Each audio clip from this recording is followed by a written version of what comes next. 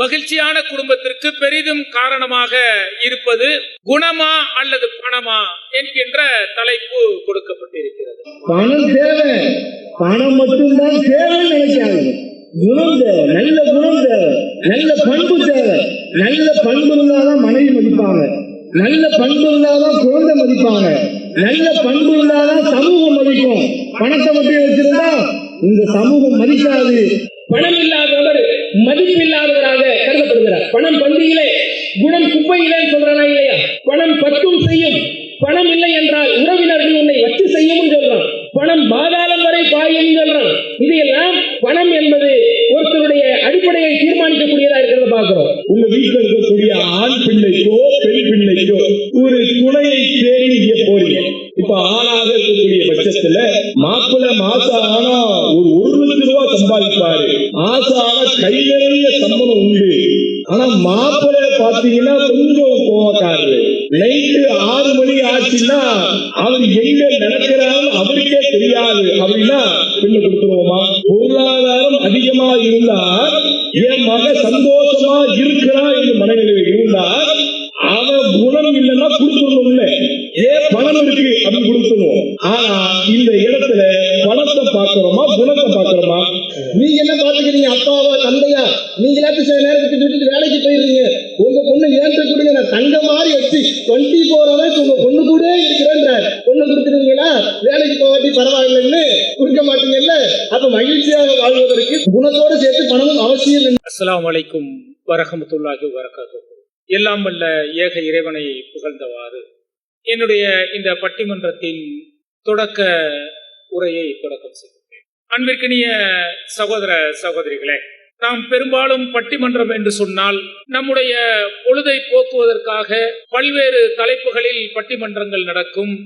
அந்த பட்டிமன்ற நிகழ்ச்சிகளை தொலைக்காட்சியில் பார்ப்போம். சில நகைச்சுவையான விஷயங்களும் பொழுதை போக்கக்கூடிய அம்சங்களும் அதில் இருக்கும். அதில் ஏதாவது உலக ஆதாயம் இருக்குமா என்று சொன்னால் நிச்சயமாக இருக்காது. அல்லது மறுமையில் நன்மை கிடைக்கக்கூடிய பயன்பாடுகள் இருக்குமா என்று சொன்னால் நிச்சயமாக இருக்காது. ஆனால் தமிழ்நாடு தௌஹீத் ஜமாத் புதுச்சேரி மாவட்டம் சத்திய முழக்க மாநாட்டில் நம்முடைய இம்மை வாழ்வை சிறக்கக்கூடிய வகையிலும் மறுமை வாழ்வில் வெற்றியை தரக்கூடிய வகையிலும் ஒரு நல்லதொரு பட்டிமன்றத்தை நடத்த வேண்டும். அந்த பட்டிமன்றத்தின் வாயிலாக இந்த மாநாட்டில் பங்கு பெற்றிருக்கக்கூடிய சகோதர சகோதரிகள், இந்த நிகழ்ச்சியை காணக்கூடிய லட்சோப லட்ச மக்கள் தங்களுடைய மார்க்க சிந்தனையை வளர்த்துக் கொள்ள வேண்டும் என்கின்ற உயரிய நோக்கத்தோடு இந்த பட்டிமன்றம் என்பது ஏற்பாடு செய்யப்பட்டிருக்கிறது. இந்த பட்டிமன்றத்தின் தலைப்பாக மகிழ்ச்சியான குடும்பத்திற்கு பெரிதும் காரணமாக இருப்பது குணமா அல்லது பணமா என்கின்ற தலைப்பு கொடுக்கப்பட்டிருக்கிறது. மகிழ்ச்சிக்கு காரணம் குணம் இருக்க வேண்டும், பணம் இருக்க வேண்டும். ஆனால் அதில் பெரிதும் எது காரணமாக இருக்கிறது என்ற தலைப்பு இங்கு வழங்கப்பட்டிருக்கிறது. மூமின்களை பொறுத்தவரை அல்லாஹ்வுடைய வழிகாட்டுதலும் நபிகளாருடைய அந்த உபதேசமும் நம்முடைய மகிழ்ச்சியான குடும்பங்களில் இருக்க வேண்டும் என்றுதான் ஒவ்வொரு முஸ்லிமும் நினைப்போம். அப்படி நினைக்கக்கூடிய நாம் அந்த மகிழ்ச்சியை பெரிதும் தரக்கூடியது பணமா குணமா என்கின்ற ஒரு சிந்தனையை அருள்மறையை முன்னிறுத்தியும் நபிகளாருடைய பொன்மொழிகளை முன்னிறுத்தியும் இங்கு பேசப்பட இருக்கிறது. இந்த உலக வாழ்க்கை என்பது மனிதர்களுக்கு அல்லதீன கலக்கல் மௌத்தவல் ஹயாத்த லியபுலுவக்கும் ஐயுக்கும் அஹ்ஸனு அமலா, உங்களில் அழகிய செயலுக்குரியவர்கள் யார் என ரப்புல் ஆலமீன் கேட்கின்றான். அந்த அழகிய செயலுக்குரியவர்கள் யார் என சோதிப்பதற்காகத்தான் நான் மனிதர்களுக்கு மரணத்தையும் வாழ்வையும் கொடுத்திருக்கிறேன் என்று ரப்புல் ஆலமீன் சொல்கின்றான். அந்த அழகிய செயல் இந்த பூமியில் மகிழ்ச்சியான குடும்பத்தை அமைப்பதும் அந்த மகிழ்ச்சியான குடும்பத்தில் தன்னுடைய வாழ்க்கையை கழிப்பதும் ஒரு அழகிய செயலுக்குரிய செயலாக இருக்கிறது. அந்த மகிழ்ச்சியான குடும்பத்திற்கு பயபக்தி உடையவர்களுக்கு நேர்வழி காட்டியாக இருக்கக்கூடிய அருள்மறை வசனங்களை முன்னிறுத்தி மகிழ்ச்சியான குடும்பத்திற்கு குணம்தான் காரணம் என்றும், அதே நேரத்தில் அதே அருள்மறை வசனங்களை முன்னிறுத்தி மகிழ்ச்சியான குடும்பத்திற்கு பெரிதும் காரணம் பணமே என்ற தலைப்பிலும், அதே போல ஒமா அர்சல்னாக்க இல்லா ரஹ்மத்துல் லில் ஆலமீன், அகிலத்திற்கெல்லாம் அருட்கொடையாக கொடுத்த நபிகளாருடைய பொன்மொழிகளை முன்னிறுத்தியும் இன்றைக்கு இந்த தலைப்பில் பட்டிமன்றம் நடைபெற இருக்கிறது.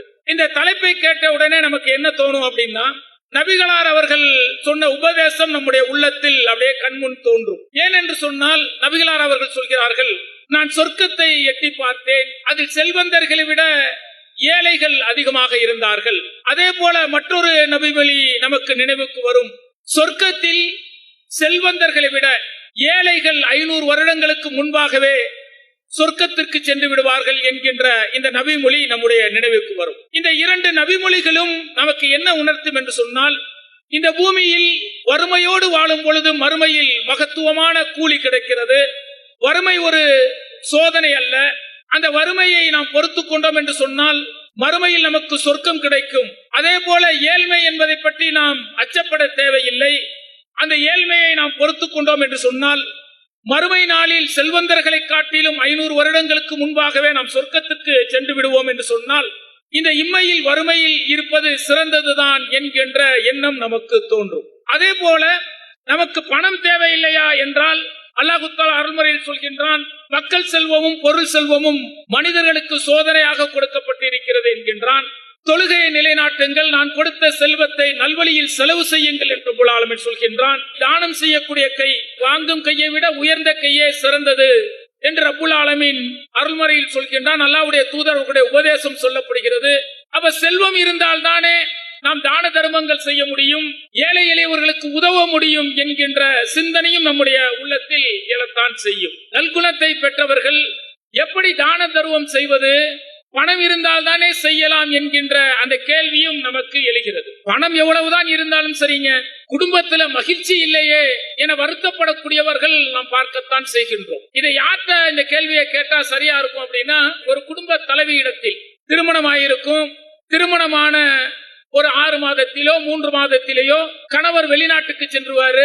வெளிநாட்டுக்கு போய் 3 வருஷம் 4 வருஷம் வேலை பார்ப்பாரு. ஒரே ஒரு மாசம் லீவ்ல வருவாரு. திரும்ப பாத்தீங்கன்னா வெளிநாட்டுக்கு போயிருவாரு. வெளிநாட்டுல பாத்தீங்கன்னா நல்ல வருமானம் இருக்கும், லட்சக்கணக்கா மாசம் வருமானம் ஈட்டுவாரு. 3 வருஷத்துல மிகப்பெரிய வீடை கட்டிடுவாரு, காரு பங்களா அப்படின்னு சொல்லி எல்லா வசதியும் வந்துடும்.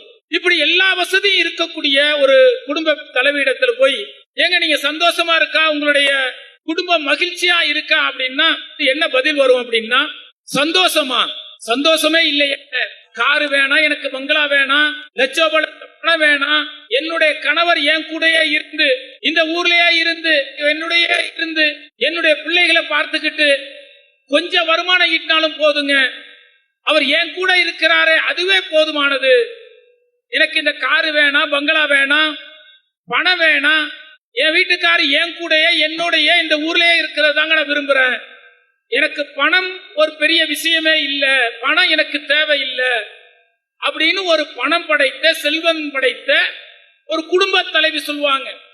பல ஆண்டுகள் கடந்துருச்சுங்க, வெளிநாட்டுக்கு போயிட்டாங்க, வெளிநாட்டுல போய் திரும்ப வர்றாங்க. குழந்தைகள் இந்த மழலை சொல்ல கேட்க முடியல, குழந்தையை பார்த்து அப்பாவை பார்த்து பயந்து போகுது, அப்பானே கூப்பிடுறதுக்கு பல மாதங்கள் எடுத்துக்கொள்கிறது.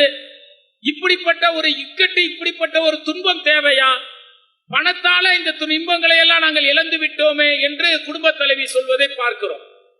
அப்ப எவ்வளவுதான் பணம் இருந்தாலும் மகிழ்ச்சியான குடும்பம் இருக்கிறது, அதுக்கு பணம் தான் மிகப்பெரிய தடையாக இருக்கிறது என்பது குடும்ப தலைவியின் கருத்தாக இருக்கும். அதே ஒரு ஏழ்மையா இருக்கக்கூடிய ஒரு குடும்ப தலைவிட்ட போய் கேளுங்க, ஏங்க உங்களுக்கு பணம் அவசியமா குணம் அவசியமானு கேட்டா அவங்க சர்வசாதாரணமா சொல்லுவாங்க, குணம் இருக்கணுங்க, ஆனா அதே நேரத்துல பணம் இல்லாம எப்படிங்க வாழ முடியும். காலையில நானும் என் கணவரும் ஊருக்கு போயிட்டு வந்தோம், பஸ் ஸ்டாண்ட்ல இருந்து 4 கிலோமீட்டருக்கு அந்த என்னுடைய வீடு இருக்கு, வாங்க நடந்தே போவோம்னு என்ன கூப்பிட்டு போனா நானும் என் பிள்ளைகளும் எவ்வளவு சிரமப்படுவோம். அதுவே ஒரு பணம் இருந்துச்சுன்னாக்க ஒரு நானோ காரோ அல்லது ஒரு ஆல்டோ காரோ ஒரு 5 லட்சம் ரூபாய்க்கு 6 லட்சம் ரூபாய்க்கு கார் வாங்கி அந்த கார்ல நானே, என் கணவன், என் மனைவி, என்னுடைய குழந்தைகள் அப்படி கார்ல போகும்போது கிடைக்கப்பட்ட மகிழ்ச்சி இருக்கு, அந்த மகிழ்ச்சியை வார்த்தைகளால சொல்ல முடியுமா? அது வார்த்தைகளாலே சொல்ல முடியாதுங்க. அது பணம் இருக்கிறதுனாலதான் அந்த மகிழ்ச்சி கிடைக்குது. கார் வாங்க முடியுது, பைக் வாங்க முடியுது, அப்படியே பைக்லையும் கார்லையும் அப்படியே நம்ம போகும்போது கிடைக்கக்கூடிய மகிழ்ச்சிக்கு பணம் தானங்க காரணமா இருக்கு அப்படின்னு ஒரு ஏழ்மை குடும்ப தலைவி சொல்லுவாங்க. அதே போல பைக்ல மனைவியை கூட்டு போற கணவன்மான்கள்லாம் பார்த்திருப்பாங்க, அனுபவிச்சிருப்பாங்க. அப்படி பைக்ல போகும்போது மனைவி சொல்லுவாங்க, இந்த இருக்க இந்த ஹோட்டல்ல ஒரு நாள் போய் சாப்பிடணுங்க. ஆனா அந்த ஹோட்டல் பாத்தீங்க அப்படின்னா ஒரு தோசை 250 ரூபா வைப்பான். ஒரு இட்லி காபி பாத்தீங்கன்னா 105 ரூபா 110 ரூபா விற்பான். அப்ப கணவன் நினைப்பான், ஏன்னா இந்த ஹோட்டல்ல போய் சாப்பிடுற அளவுக்கு நம்மள்ட்ட பணம் இல்லை, ஆனா நம்முடைய மனைவி விரும்புறான், மகன் விரும்புறான். அப்படிங்கிறதுனால என்ன செய்வான்னா, உழைக்கிற வருமானத்துல அப்படியே கொஞ்சம் கொஞ்சமா பணத்தை சேர்த்து ஒரு நாள் தன்னுடைய மனைவியும் பிள்ளைகளையும் அந்த ஹோட்டலுக்கு அழைச்சிட்டு போய் அவங்க கேட்கறதெல்லாம் வாங்கி கொடுக்கும் பொழுது, அவங்க சாப்பிடும் பொழுது அவங்க முகத்துல கிடைக்கக்கூடிய மகிழ்ச்சி இருக்க, அது வார்த்தைகளால் சொல்ல முடியாது.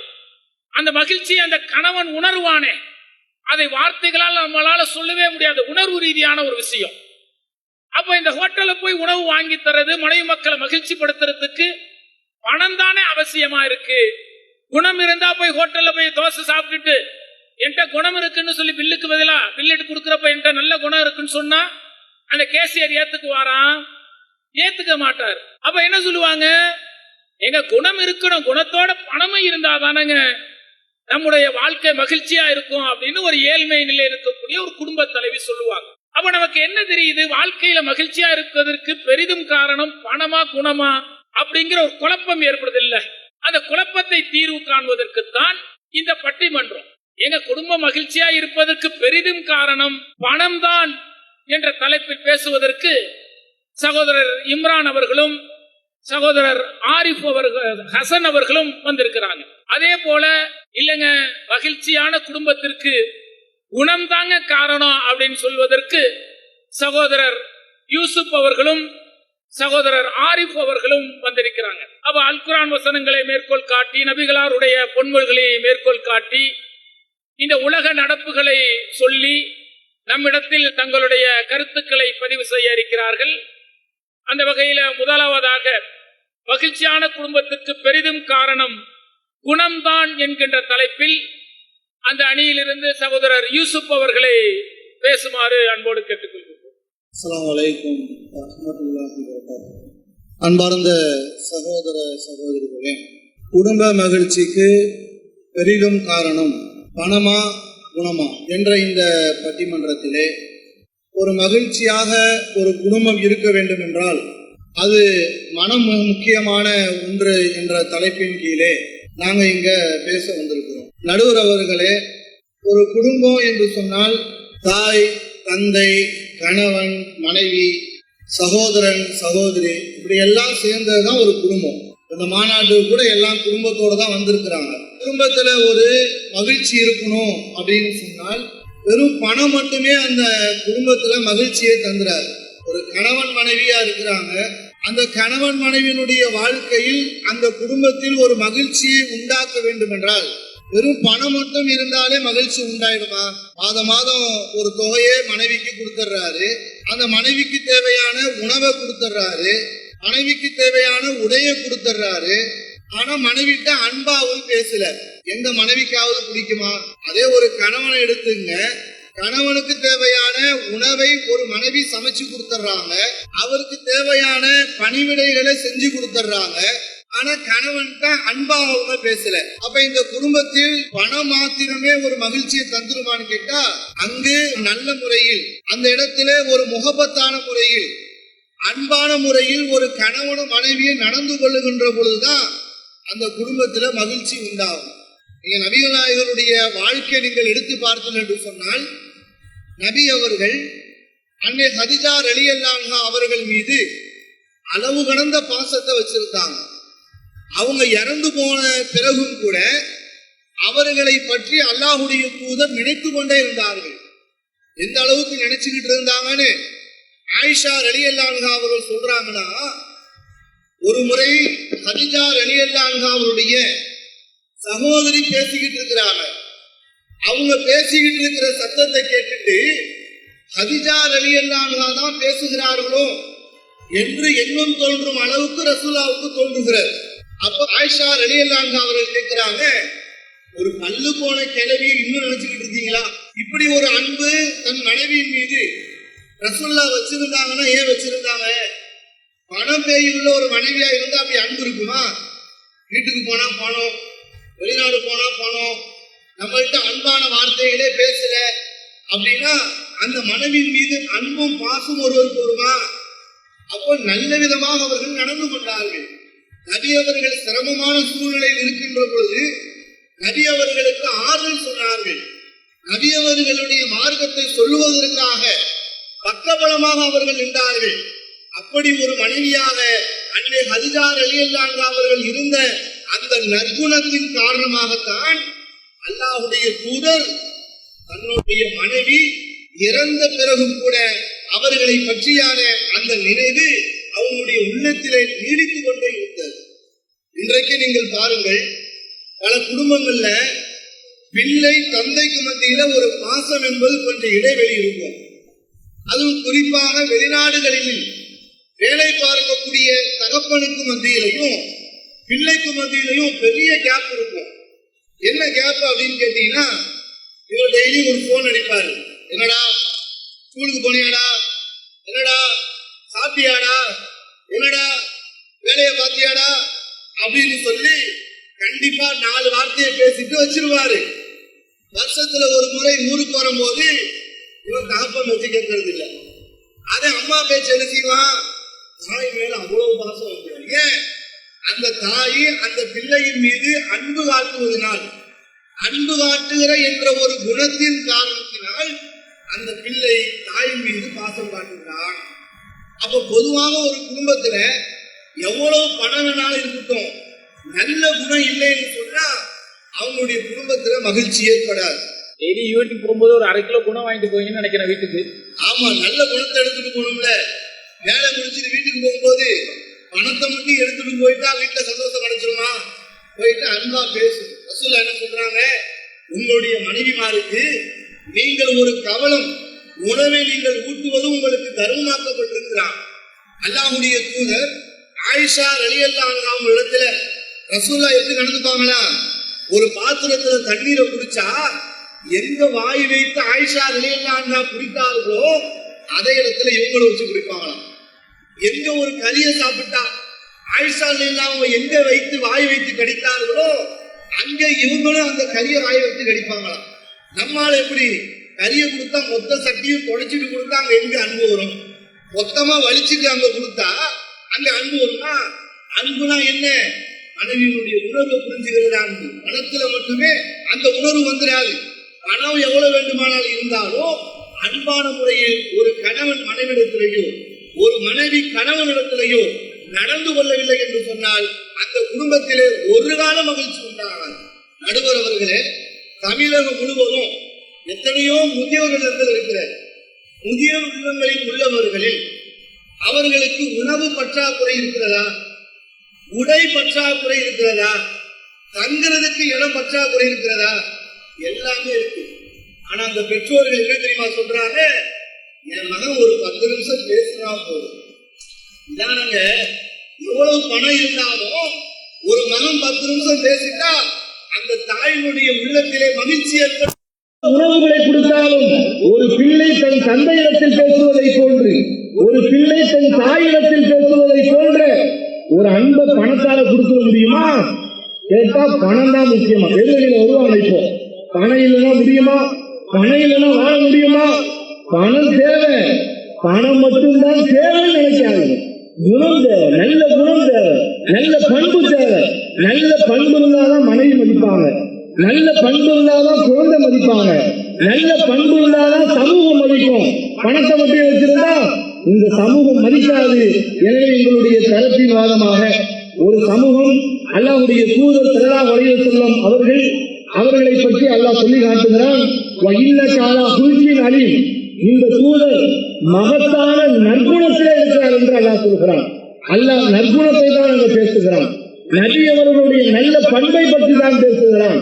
எனவே ஒரு குடும்பத்தினுடைய மகிழ்ச்சிக்கு காரணம் நல்ல குணம். தன் குடும்பத்தின் மீது ஆசம் கொண்ட ஒரு குடும்பத்தார்களாக இருப்பார் என்று சொன்னால் அந்த குடும்பத்திலே மகிழ்ச்சி உண்டாகும் என்பதை எங்கள் தரப்பின் வாதமாக பதிவு வைத்துக் கொள்கிறோம். சகோதரர் யூசுப் அவர்கள், மகிழ்ச்சியான குடும்பத்திற்கு குணம்தான காரணம். ரசூலுல்லாஹ்வுடைய வாழ்க்கையை புரட்டி பாருங்க. ஹதீஜா ரலியல்லாஹு அவர்கள்ட்ட அல்லாஹ்வுடைய தூதர்கள் எந்த அளவுக்கு பாசமா இருந்தாங்க. அவர் மரணித்த பிறகும் அவரிடத்தில் இருந்த அந்த பாச உணர்வுகளை வார்த்தைகளால் சொல்ல முடியுமா? அதற்கு குணம்தானங்க காரணம் அப்படிங்கிற கருத்தை சொல்லியிருக்கிறாங்க. இன்னைக்கு முதியோர் இல்லங்கள்ல பார்க்கிறோம், முதியோர்கள் இருக்கிறார்கள்.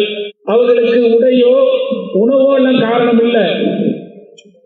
அந்த பெற்ற பிள்ளைகள் அவர்களிடத்தில் பேசாதது, அவர்களை அரவணைக்காத அந்த பண்பு இல்லாததான காரணம்.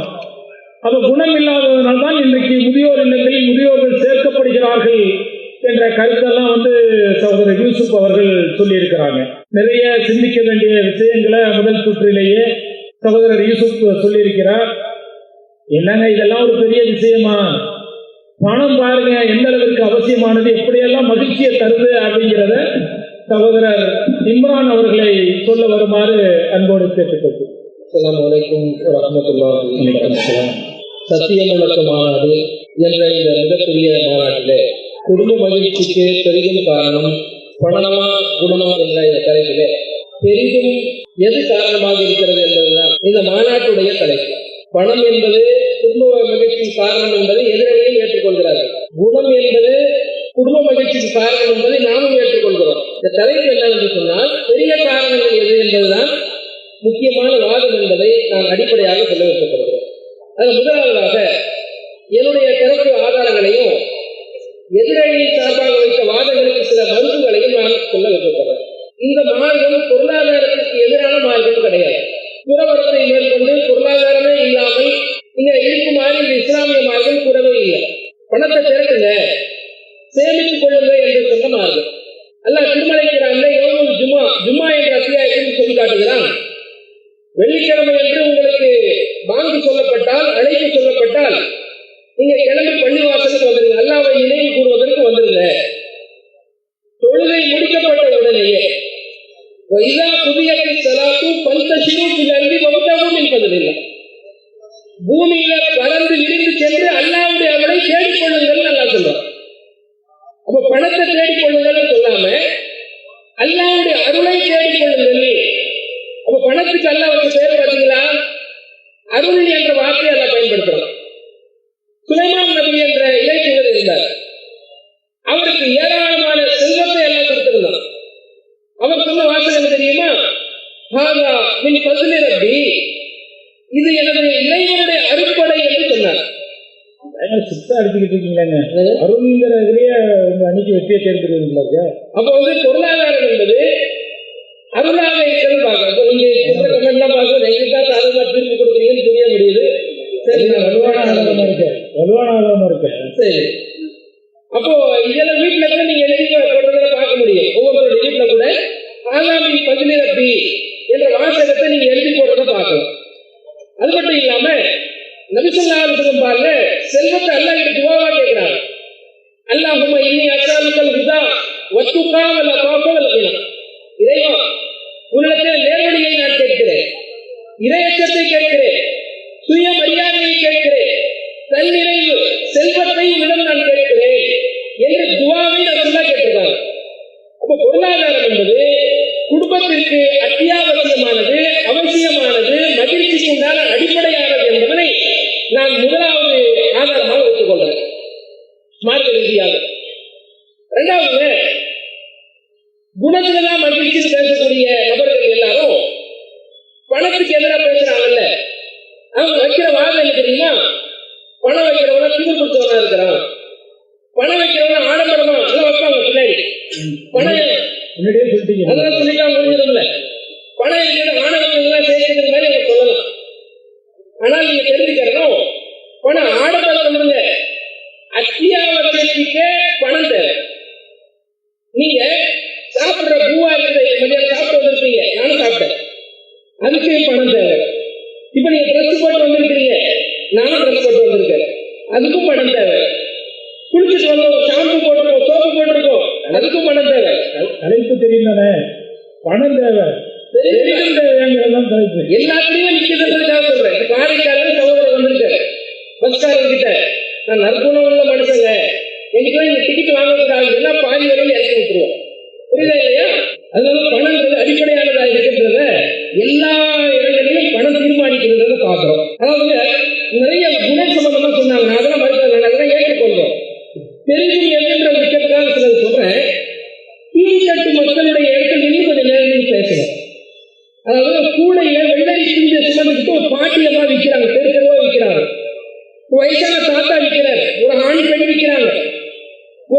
காலையில இருந்து சாயந்தரம் வரைக்கும் விட்டாங்கன்னு சொன்னா ஒரு 100 ரூபாய் 150 ரூபாய் அவங்க லாபம் கிடைக்கும். சாயந்தரம் வரைக்கும் விட்டுட்ட பிறகு அந்த 150 ரூபாய் கையில எடுப்பாங்க பாருங்க, அந்த மகிழ்ச்சியை நீங்க எவ்வளவு நற்குணத்துல சொல்ல முடியும்? நீங்க சொல்லுங்க பார்க்கலாம். சொல்ல முடியுமா உங்களால? ஒரு மக்காச்சோளம் விற்கக்கூடிய ஒரு அம்மா, ஒரு கொய்யாப்பழம் விற்கக்கூடிய ஒரு அம்மா தோல்ல சுமந்துக்கிட்டு காலையில சாயந்தரம் வரைக்கும் விட்டு 200 ரூபாய் கையில பாக்குறாங்களே. நல்ல குணம் உடையவங்க அம்மாட்ட வாங்குவோம், பெரிய கடைக்கெல்லாம் போகாம அம்மாட்ட வாங்குவோம், நல்ல குணம் உள்ளவங்க வாங்கியிருப்பாங்கன்னு நினைக்கிறேன். அது மாதிரி பண்டிகை கிழங்குகள் எல்லாருமே நீங்க ட்ரெஸ் போடுறீங்க. ஏழைகளா இருக்கக்கூடியவங்க, பணத்துல கஷ்டப்படக்கூடியவங்க பிள்ளை சொல்லுவான், அப்பா எல்லா வீட்லயும் புது ட்ரெஸ் போடுறாங்க, எனக்கு நீங்க புது ட்ரெஸ் வாங்கி கொடுங்கன்னு சொல்லும் பொழுது பணம் இல்லாத அந்த தந்தை பெறக்கூடிய அந்த கஷ்டத்தை நீங்க எந்த குணத்தின் மூலமா நீங்க வாங்கி தர முடியும்? அந்த ஆடை நீங்க வாங்கி தர முடியுமா குணத்தினால? இதை நான் கேள்வியாக வைக்கிறேன். அதே மாதிரி உங்க வாழ்க்கையில கடன் வாங்குற சூழ்நிலைகள் பலர் வந்திருக்கிறது. என்னைக்காவது நீங்க கடன் கேட்டிருக்கீங்களா? யார்கிட்டயாவது கொஞ்சம் கடன் கேட்டு பாருங்க. கடன் கேட்டால் பணத்துடைய மதிப்பு என்னன்னு உங்களுக்கு தெரிஞ்சது. பணம் வச்சுக்கிட்டே என் மனைவி கிட்ட பேசிட்டு சொல்றேன்னு சொல்லுவான், மனைவி சொல்லுவா என் கணவன் கிட்ட கேட்டு சொல்றேன்னு மனைவி சொல்லுவாங்க. இப்படி கடன் கேட்க போகும் பொழுது அதனுடைய மகிழ்ச்சி உங்களுக்கு நீங்க தெரியக்கூடியதா மாறிடுவீங்க. அதே மாதிரியே சமுதாயத்துல அந்தஸ்து, மரியாதை, கௌரவம் எல்லாம் எதிர்பார்த்து பல பேர் நம்ம வாழ்ந்து கொண்டிருக்கிறோம். இது எல்லாம் பணம் இருக்கக்கூடிய நபருக்கு தான் இந்த சமுதாயத்துல மதிப்பு, மரியாதை, கௌரவம், அந்தஸ்து எல்லாமே தரப்படுகிறது. பணம் இல்லாதவர் மதிப்பு இல்லாதவராக கருதப்படுகிறார். பணம் பந்தியிலே குணம் குப்பையிலே சொல்றானா இல்லையா? பணம் பத்தும் செய்யும், பணம் இல்லை என்றால் உறவினர்கள் உன்னை வச்சு செய்யும் சொல்றான். பணம் பாதாளம் வரை பாயும் சொல்றான். இது எல்லாம் பணம் என்பது ஒருத்தருடைய அடிப்படையை தீர்மானிக்கக்கூடியதா இருக்கிறத பார்க்கிறோம். அதே மாதிரியே நிறைய குழந்தைகள், கோவையில ஒரு மூச்சு திறன் ஏற்பட்ட ஒரு குழந்தை 16 கோடி ரூபாய் கொடுத்தாதான் அந்த குழந்தையை காப்பாற்ற முடியும்னு சொல்றோம். நீங்க 16 கோடி ரூபாய் இப்போ நற்குணத்தின் மூலமா நீங்க காப்பாற்ற முடியுமா? 6 கோடி ரூபாய் 10 கோடி ரூபாய் கொடுத்தால்தான் காப்பாற்ற முடியும். 20 கோடி ரூபாய் இருந்தால் கேன்சர்ல காப்பாற்ற முடியும் என்ற நோயாளிகள் இருக்கிறாங்களே. இது பணத்தை வைத்து இவருடைய மகிழ்ச்சி தீர்மானிக்கப்படுகிறதா, குணத்தை வைத்து தீர்மானிக்கப்படுகிறதா? நீங்க சொல்லுங்க. ஆகவே இது போன்ற நிறைய வாதங்கள் இருக்கிறது. எனக்கு நேரம் முடித்துவிட்ட காரணத்தினால் பணம் தான் குடும்பத்தினுடைய மகிழ்ச்சிக்கு பெரிய காரணமாக இருக்கிறது என்ற முதல் தரப்பு வாதத்தை வைத்து நிறைவு செய்கிறேன். சகோதரர் இம்ரான் அவர்கள் ஆரம்பத்தில் ஒரே சிக்ஸா அடிச்சுக்கிட்டு இருந்தாரு.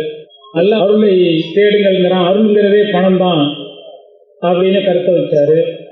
அதே போல நிறைய நம்ம இறைவன்கிட்ட செல்வத்தை கொடுங்கன்னு துவா கேட்கிறோம் அப்படிங்கிற கருத்தை சொன்னாரு. பாட்டியம்மா வெள்ளரிக்காய் விட்ட உடனே அந்த 150 ரூபாய் கிடைக்கும் போது மகிழ்ச்சி இருக்கு, அந்த மகிழ்ச்சியை எப்படிங்க சொல்ல முடியும் அப்படிங்கிறாரு. பிள்ளைங்க ட்ரெஸ் வாங்குறப்போ கேட்கிறப்போ எந்த குணம் இருக்கு அப்படின்னு சொன்னா பிள்ளைங்க அமைதி ஆயிருமா? அவங்களுக்கு அந்த பெருநாள் அன்னைக்கு வாங்கி கொடுக்கறதுக்கு பணம் தேவை. அப்படி வாங்கி கொடுக்கும்போது அந்த குழந்தைங்க அடையக்கூடிய மகிழ்ச்சி அது பெரிய மகிழ்ச்சி அப்படின்னு சொன்னாரு. அதே நேரத்தில் ஒன்னே கடைசியில சொன்னார், பணம் இல்லாதவர்களை யாரும் மதிக்கிறது இல்லைன்னாரு. நம்ம இம்ரான நிறைய எல்லாருமே மதிக்கிறோம், ஒருவேளை அவர்கிட்ட நிறைய பணம் இருக்கு அப்படிங்கிற மாதிரி தோணுதுன்னு நினைக்கிறேன். நிறைய கருத்துக்களை சகோதரர் இம்ரான் அவர்கள் சொல்லியிருக்கிறார்கள். இந்த கருத்து என்னங்க கருத்து நாங்க வைக்க போறோம் பாருங்க, அடுத்தடுத்து கருத்து. அந்த கருத்துக்கள் எல்லாம் எங்க அணிக்கு மேலும் வலுத்து இருக்க போகக்கூடிய கருத்துக்கள் அப்படிங்கிற வகையில சகோதரர் ஆரிஃப் அவர்கள் மகிழ்ச்சியான குடும்பத்திற்கு பெரிதும் காரணம் குணமே என்ற தலைப்பில் பேச வருகிறார். குடும்ப மகிழ்ச்சிக்கு பெரிதும் காரணம் பணமா குணமா என்ற தலைப்பின் கீழாக பட்டிமன்றம் நடைபெற்றுக் கொண்டிருக்கிறது. நடுவர்களே, சில நடைமுறை உதாரணங்களை இந்த இடத்துல நாம சொல்ல ஆசைப்படுறோம். ஒரு குடும்பத்துடைய ஆரம்பத்தை நீங்க எடுத்து பார்த்தீங்கன்னா குழந்தை வளர்ப்புல ஆரம்பமாகும். இந்த குழந்தைக்கு பொருளாதாரத்தை பற்றிய சிந்தனையை ஒரு 14, 15 இந்த வயதில் தான் சொல்லிக் கொடுக்க ஆரம்பிப்போம். அவன் 10th படிக்கிறானா, பப்ளிக் எக்ஸாம் எழுத போறானா, அப்பதான் நம்ம செல்வத்துடைய முக்கியத்துவத்தை பற்றி சொல்ல ஆரம்பிப்போம். ஆனா நிலைமை மாறிடுச்சு தெரியுமா உங்களுக்கு? குழந்தைகள் எல்லாம் போய் பிசினஸ் ஸ்கூல்ல சேர்க்கிறாங்க. குழந்தை படிக்க ஆரம்பிக்கிறதே பிசினஸ் பற்றி தெரிஞ்சுக்கணுங்கிற ஒரு ஐடியாலாம் நீங்க வந்துருச்சு. அப்படி ஆரம்பிச்சாலும் அதற்கு பாடசாலையை தேடி போறாங்க. ஆனா குணம் இருக்கு பாத்தீங்களா, அது வீட்டிலிருந்து சொல்லிக் கொடுக்க ஆரம்பிச்சிடுறாங்க. பாடசாலையில போயிட்டு பிசினஸ் ரீதியா சொல்லிக் கொடுக்கிறது ஒரு பொருள் இருந்தாலும் பொய் பேசக்கூடாது, திருடக்கூடாது, இந்த மாதிரி நற்குணங்களை சிறு பிள்ளையிலிருந்து சாப்பாடு ஊட்டும் போதே சேர்த்து குணத்தை ஊட்டக்கூடிய காட்சியை பார்க்க முடியும். ஏன் நமக்கு டீஃபால்ட்டாவே தெரியும் பணத்தை விட குணம் தான் முக்கியம். உங்களுக்குள்ளே ஒரு கேள்வி நீங்களே கேட்டு பாருங்களேன். இப்ப ஒரு பெண் பார்ப்பதற்காக அல்லது மகனை பார்ப்பதற்காக உங்க வீட்டில் இருக்கக்கூடிய ஆண் பிள்ளைக்கோ பெண் பிள்ளைக்கோ ஒரு துணையை தேடி நீங்க போறீங்க. இப்ப ஆணாக இருக்கக்கூடிய பட்சத்துல மாப்பிள்ளை மாசம் ஆனா ஒரு லட்சம் ரூபாய் சம்பாதிப்பாரு. மாசம் ஆனா கை நிறைய சம்பளம் உண்டு. ஆனா மாப்பிள்ளை பாத்தீங்கன்னா கொஞ்சம் கோவக்காரரு. நைட்டு 6 மணி ஆச்சுன்னா அவர் எங்க நடக்கிறான்னு அவருக்கே தெரியாது அப்படின்னா பெண்ணு கொடுத்துருவோமா? பொருளாதாரம் அதிகமா இருந்தா என் மக சந்தோஷமா இருக்கிறா என்று மனநிலை இருந்தா அவன் குணம் இல்லைன்னா கொடுத்துடணும். ஏன் பணம் இருக்கு அப்படின்னு கொடுத்துருவோம். ஆனா இந்த இடத்துல பணத்தை பார்க்கிறோமா குணத்தை பார்க்கிறோமா? பணம் ரீதியாக சில சந்தோஷங்கள் உண்டு, உலகத்துல சில மகிழ்ச்சிகள் உண்டு, நம்ம இல்லம் மறுக்கல. ஆனால் அதை விட அதீத பங்கு எதற்கு இருக்கு என்று சொன்னால் குணத்துக்கு தான் இருக்கு. எப்படி தெரியுமா? அல்லாஹ் தஆலா தன் திருமறை குர்ஆன்ல சூரத்துல் யூசுப் அலைஹிஸ்ஸலாம் அவருடைய வரலாறை பற்றி 12வது அத்தியாயத்துல பேசி வருகிறார். சிறு வயதாக இருக்கக்கூடிய வேளையில யூசுப் நபியுடைய சகோதரர்கள் குணம் சரியில்லாததின் காரணமாக அவருடைய சகோதரரான யூசுப் அலைஹிஸ்ஸலாத்தை தூக்கி கிணத்துல போட்டுறாங்க. போட்ட பிற்பாடு என்ன நடக்குது? கல்லையிலும் போயிட்டு நடந்த நிகழ்வு பொய்யாக சொல்றாங்க. அங்கேயும் விட இல்லை. இங்க யூசுப் நபியுடைய நிலைமையை பார்த்தா கிணத்துல விடப்பட்டவர்கள் அங்க சுத்தி போய் கண்ணு தெரியாத கேட்காத ஊருக்கு போய் அங்க அடிமையாக்கப்பட்டு அங்கே பல கொடுமையெல்லாம் சந்தித்து சிறை வாழ்க்கையெல்லாம் சந்தித்து தன்னுடைய வாழ்நாள்ல அவ்வளவு கஷ்டப்படுறாங்க. இந்த கஷ்டமெல்லாம் பட்ட பிற்பாடு இவங்க அல்லாஹ் தஆலா ஒரு நல்ல ஒரு வாழ்க்கையை கொடுக்கிறார். கஷ்டத்துக்கு பிறகு இருந்தாலும் குடும்பம் இல்லை. இப்படி இருக்கக்கூடிய வேளையில அல்லாஹ் தஆலா இந்த சூழ்நிலையை ஏற்படுத்துறார். மீண்டும் அவங்க சகோதரர்கள் யூசுப் நபியை சந்திக்க வராங்க. சொல்லுவாங்க, என்ன சொல்லுவாங்கன்னா யூசுப் நபியோட பொருளாதார விருப்பத்தை வந்தாங்கட்டு. ஆனா இதை கவனிக்க வேண்டிய விஷயம் என்னன்னா வரக்கூடிய சகோதரருக்கு யூசுப் நபிதான் தெரியாது. அவங்க யூசுப் இறந்துதான் நினைச்சிட்டு இருக்கிறாங்க. வந்த குறிப்பாக யூசுப் இருக்கிறாங்க தெரியும். அவங்களுக்கு ஒரு உதவி கேட்டு நிற்கிறாங்க. உதவி யாரும் கேட்கிறாங்க கூட தெரியல. ஆனா யூசுப் நபிக்கு தெரியுது வந்திருக்கிறது நம்மளுடைய சகாக்கள் தான், நம்மளுடைய சகோதரர்கள் தான் அப்படின்னு சொல்லி அந்த உதவி எல்லாம் செய்து முடித்த பிறகு அங்க வெளிப்படுத்துறாரு, நான் உங்களுடைய சகோதரர் யூசுப் தான். நீங்க எந்த யூசுப் தூக்கி கிணத்துல போட்டீங்களோ அந்த கிணத்துல யூசுப் நான் தான் அப்படின்னு இவங்களுக்கு பதவி போயிடுது. ஏன் பதவி போகுது? சிறுவயதுல கொலை செய்ய முயற்சி பண்ணிருக்கிறாங்க. தூக்கி கிணத்துல போட்டு காக்காம போயிருக்காங்க. இவன் இப்ப பெரிய ஆட்சி பொறுப்புல வந்திருக்கிறாங்க. இவங்கிட்ட பெரிய அதிகாரம் இருக்கு. அவன் நினைத்துவிட்டால் நம்மளுடைய வாழ்வு முடிஞ்சு போயிடும். அவன் பழிவாங்க ஆரம்பித்து விட்டால் நம்மளால தாங்க முடியாது என்று சொல்ல இருக்கிறது. இந்த வேலையில தான் நம்ம யூசுப் அலைஹிஸ்ஸலாம் ஒரு வார்த்தையை சொல்றாங்க. என்ன வார்த்தை? அழைக்கும் இல்லையோ இன்றைய நாள்ல எந்த விதமான பழிவாங்களும் கிடையாது. பழிவாங்க மாட்டேன். எவ்வளவுக்கும் அல்லாஹ்விடத்துல உங்களுக்காக நான் பாவம் நினைச்சுட்டேன்.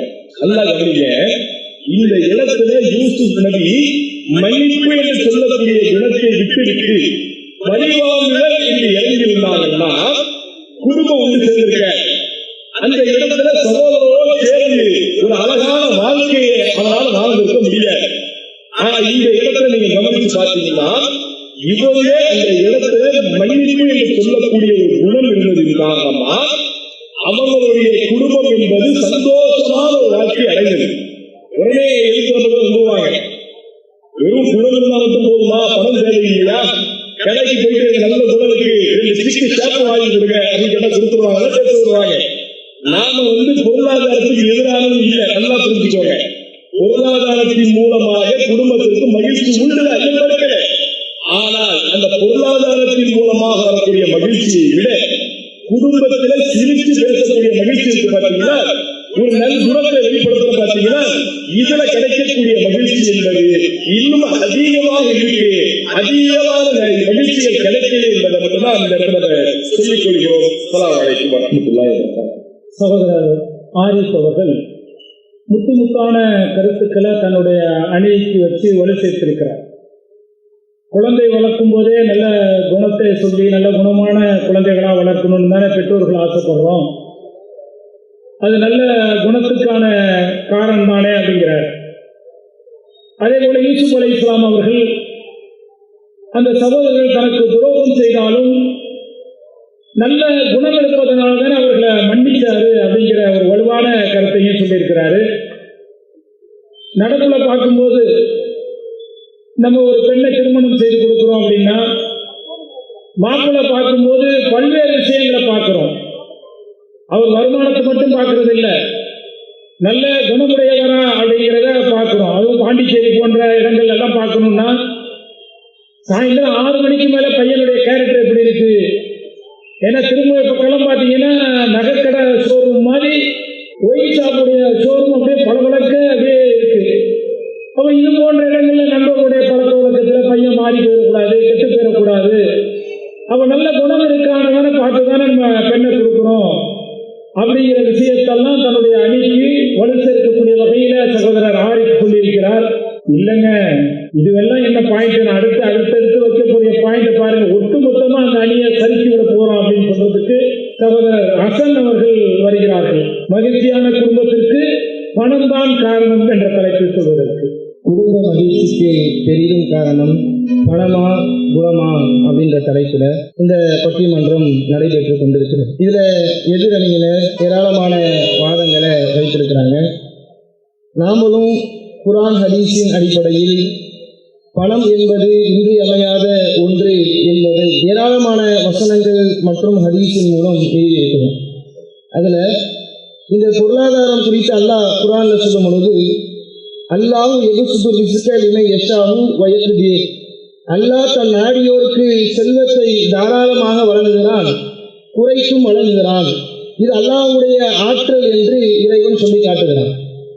அப்ப இந்த பொருளாதாரத்தை தாராளமாக கொடுத்து அவனை நன்மை செய்ய வைத்து அழகு பார்ப்பது என்பது அல்லாஹ்வுடைய தன்மையில் உள்ள ஒரு தன்மையாக இருக்கிறது. இன்னும் அல்லாஹ் இந்த பொருளாதாரத்திற்கு செல்வத்தை அருள் என்ற வார்த்தையில பயன்படுத்துவதாக நம்ம ஏற்கனவே திருமலை வசனத்திலிருந்து ஆதாரம் வைத்தோம். அதே மாதிரி இன்று அல்லாஹ்வை வணங்கி வழிபடுவது என்பது ஒவ்வொருவருக்கும் கடமையாக 5 வேளை தொழுகை ஆக்கப்பட்டிருக்கிறது.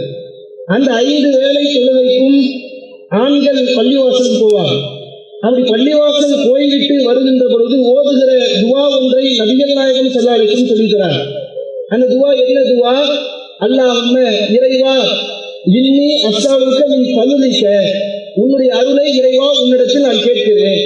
ஒவ்வொரு வேளையும் பள்ளிவாசலுக்கு சென்று அல்லாஹ்வை வணங்கிவிட்டு வருகிறார்கள் என்று சொன்னால், வருகின்ற பொழுது இந்த உலகத்தில் வாழ்வதற்கு மகிழ்ச்சியை ஏற்படுத்தக்கூடிய இந்த ஃபதுல் என்ற இந்த செல்வத்தை அல்லாஹ்விடத்தில் கேட்க வேண்டும் என்று நபிகள் நாயகம் ஸல்லல்லாஹு அலைஹி வஸல்லம் கற்றுத் தருவதில் இருந்து இந்த பொருளாதாரம் எவ்வளவு பெரிய முக்கியத்துவத்தை நம்முடைய வாழ்க்கையில் பெறுகிறது என்பதை நாம் எல்லாம் கவனிக்கணும். அதே மாதிரி குடும்ப மகிழ்ச்சிக்கு பெரிதும் காரணம் நல்ல பேசணும், நல்லா இருக்கணும். அதுதான குடும்ப மகிழ்ச்சிக்கு பெரிதும் காரணம். பணம் இருந்தால் மட்டும் மகிழ்ச்சி வந்துருமான்னு சொல்றாங்க. நம்ம குணத்தை மறுக்கவே கிடையாது. உதாரணத்துக்கு இன்னைக்கு எல்லாரும் உழைக்கிறோம். எதுக்காக வேண்டி கஷ்டப்பட்டு உழைக்கிறோம்? பொருளாதாரத்தை சம்பாதித்து நம்ம குடும்பத்தினுடைய தேவையை பூர்த்தி செய்வதற்காக தான் ஒவ்வொருவரும் உழைத்துக் கொண்டு இருக்கிறோம். ஒரு கூலி தொழிலாளி மூட்டை தூக்குகிறார் என்று சொன்னால் அவர் எதுக்காக தூக்குறாரு? காலையிலிருந்து சாயந்தரம் வரைக்கும் தன் குடும்பத்தை மகிழ்ச்சியா வைத்துக்கணும். அந்த பொருளாதாரத்தை கையில வாங்கணும், அவர் எவ்வளவு சந்தோஷப்படுவார். இஸ்லாமும் அதுதான் சொல்கிறது. தாவூத் அலைஹிஸ்ஸலாம் அவர்கள் தன் கையால் உழைத்து வாழ்பவராக இருந்தார்கள். அப்ப அந்த சம்பளம் வாங்கக்கூடிய அந்த கூலி தொழிலாளிட்ட ஓனர் நல்லா சிரிச்சு பேசுறாரு, நல்லா அவர் மகிழ்ச்சி படுத்துறாரு, காமெடி பண்ணிக்கிட்டே இருக்காரு. கடையில காமெடி பண்ணிட்டு சாயந்தரம் வீட்டுக்கு போறப்ப சொல்றாரு, இன்னைக்கு ஃபுல்லா அவனை மகிழ்ச்சி படுத்தல, நல்ல அன்பா பாசமா பார்த்துக்கிட்டேன்ல, எதுக்குப்பா உனக்கு பணம், வீட்டுக்கு போய் அனுப்பி விடுறாரு. கணவரும் நேரா வீட்டுக்கு போறாரு. போயிட்டு என்ன எவ்வளவு பாசமா பார்த்துக்கிட்டாரு தெரியுமா எங்க ஓனரு, அவரை மாதிரி பேசுறதுக்கு ஆள் இருக்குதா, அன்பா மகிழ்ச்சியா காமெடியா அவ்வளவு நேரம் குணமிக்க ஒரு ஆளே கிடையாது வீட்டுல போய் சொல்றாரு. மனைவி உடனே ஏற்றுக்குவாங்களா? எவ்வளவு மகிழ்ச்சியா ஓனர் இருப்பாங்க. அதே மாதிரி நான் உன்ன மகிழ்ச்சியா உன்கிட்ட பேசுறேன், உன்னை நான் மகிழ்ச்சியா வச்சுக்கிறேன்னு பேசுறேன், நல்ல குணத்தோட நான் இருக்கிறேன் அப்படின்னா மட்டும் குடும்பத்துல நீங்க நல்லா காமெடி பண்ணுவீங்களா, இல்ல மகிழ்ச்சியா சிரிச்சுட்டே வைக்க போறீங்களா? அது போல எதுக்குங்க காசு, டெய்லிக்கு வேலைக்கு போங்க, அவர்கிட்டயே சம்பளம் நமக்கு வேணாம், பணம் எதுக்கு நமக்கு, அவர் கொடுக்குற அந்த மகிழ்ச்சியே நமக்கு போதும் அப்படின்னு விட்டுருவாங்களா? எந்த வீட்லயாச்சும் சட்டியும் கடமையும் வரும், சாப்பாடு வராது. சம்பளம் இருந்தாலும் சாப்பாடு வரும், இல்லைன்னா கட்டுதான் வரும். அப்ப நம்ம என்ன செய்யணும், யதார்த்த வாழ்க்கையை உணர்ந்து என்ன செய்யணும், பேசணும். மகிழ்ச்சியா பேசிட்டு மட்டுமோ மனைவியோட நேரத்தை செலவழித்தா மட்டுமோ மகிழ்ச்சி வந்துடாது. அந்த நேரத்தை செலவழிப்பதற்கு பணம் தேவை. நம்ம முன்கூட்டியே சேமிச்சு வச்சிருந்தாதான் மனைவியோட பேச முடியும். காசு இருந்தாதானே நம்ம சேர்த்து வச்சிருக்கிறோம். நம்ம குடும்பத்துக்கு செலவு செய்வதற்கு மாசம் ஆனா பால்காரன் வந்து நிற்பானே, கரண்ட் பில்லுக்காரன் வந்து நிற்பானே, மாசம் ஆயிட்டா மல்லிகை கடைக்காரன் வந்து நிற்பானே. என் மனைவிட்ட பேசிக்கிட்டே நான் உட்கார்ந்துருந்தா 2 கிலோ குணத்தை கொடுத்து அனுப்பிட வேண்டியதாக இருக்கும். கொடுத்தா வாங்கிட்டு போயிடுவாங்களா? போக மாட்டாங்க. அப்ப என் பொண்டாட்டிக்கு பேசிட்டே இருக்க போறேன், நான் பேசுனா என் பொண்டாட்டிக்கு ரொம்ப பிடிக்கும், ரொம்ப சந்தோஷப்படுவாங்க. என் குணம் மாதிரி அவங்களுக்கு இந்த உலகத்துல குணம் இல்லையா, நான் என் குணத்தினால என் மனைவியோட இருக்க போறேன்னு ஒரு கணவர் வீட்டோட இருக்கிறாருங்க. அப்ப இருக்க முடியுமா? மனைவியோட கொஞ்சம் நேரம் ஸ்பெண்ட் பண்ணி நம்ம பேசணும்னா கூட லிமிட் இருக்கு. ஒரு 3 நாள் பொறுமையா இருக்கலாம், அவ்வளவுதான். 4 நாள் வேலைக்கு போகணும், அவ்வளவுதான். வீட்டுல நடக்கிறது வேற.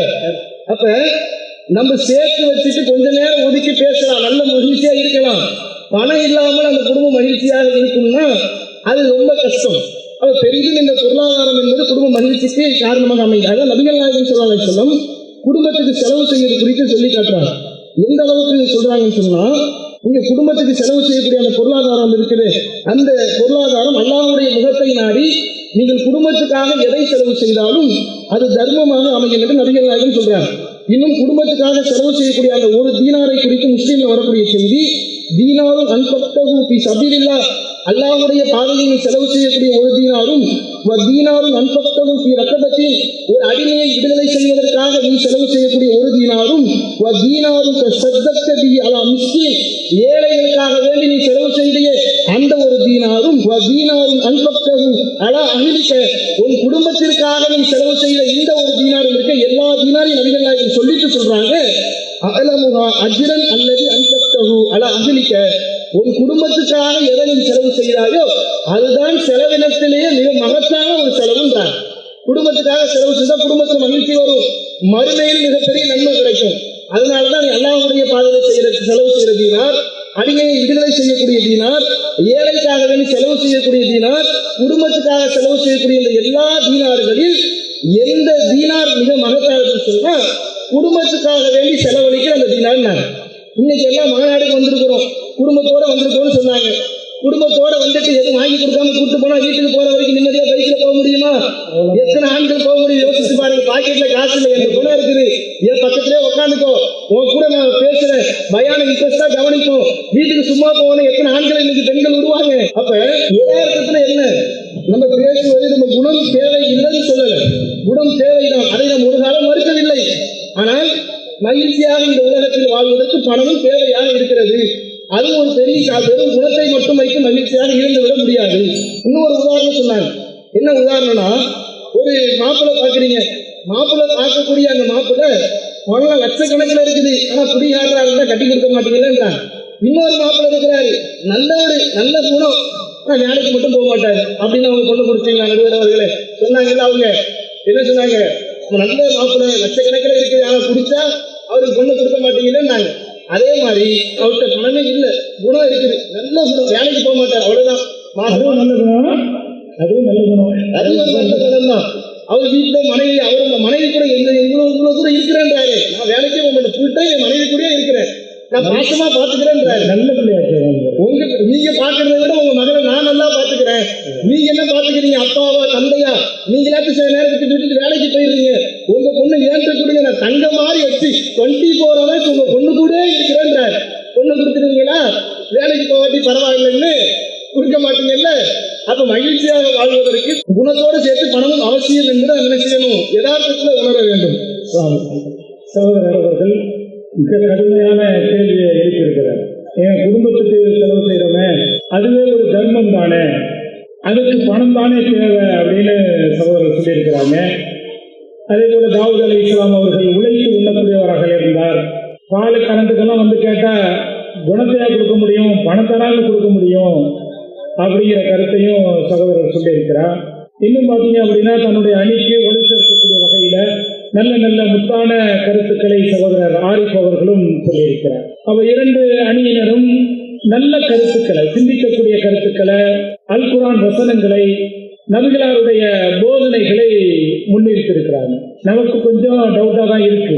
ரெண்டு பேருமே நல்லா பேசியிருக்கிறாங்க, நல்ல கருத்தை வச்சிருக்கிறாங்க. அவங்க என்ன கருத்து சொல்றாங்களோ அதை வச்சுதானே தீர்ப்பு சொல்ல முடியும். அப்ப ரெண்டு பேருமே நல்ல கருத்தை சொல்லியிருக்கிறதுனால இல்லைங்க மகிழ்ச்சியான குடும்பத்திற்கு குணமும் வேண்டும் பணமும் வேண்டும் அப்படின்னு சொன்னோன்னு வச்சுக்கீங்களேன், நீங்க எல்லாம் கோபமாயிருவீங்க. இதுக்கு எதுக்கு பட்டிமன்றம்?